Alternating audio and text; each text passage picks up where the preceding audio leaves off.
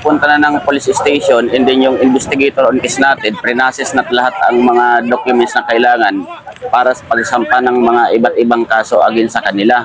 Kasi yung naging action nila is not in accordance with the rule of law.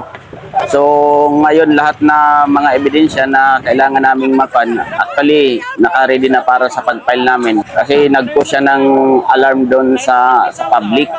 So palagi nga namin in-explain na kung may mga action man sila, dapat ipadaan natin sa legal na proseso kasi mayroon naman tayong korte.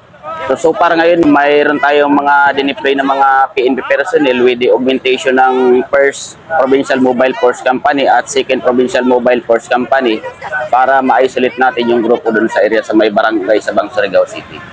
Kung dato adlaw nga self-proclaim nga dato sa Surigao City, ang atong challenge sa atong pagamahanan dapat dunay dako nga legal action. Yes. Para gyud mapatubag nato kini kay bisan pa man adtong 2021. Yes.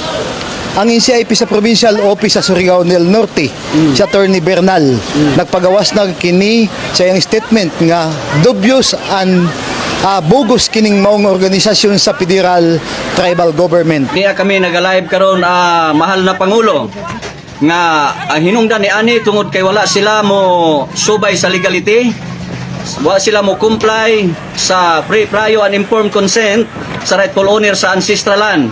Mauning nahitabo ang mga pamadlak nga karon nga ilaming gisirkuluhan dire ang mga pulis nga wala sila rights, no?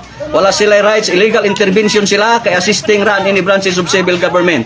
Nga among gi-implement ang balaod since time immemorial.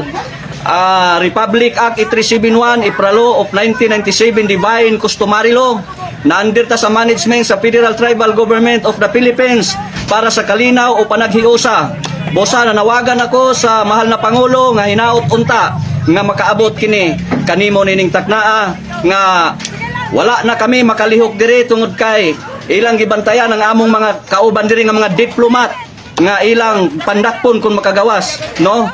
So, ang among kauban nga nagpalit lang og tubig, gidakop nga walay legal, walay warrant of arrest, no? So, hinaot unta nga mahal na Pangulo, imo kining maaksyonan aron nga dili mo kaylap ang kagubot sa Surigao del Norte.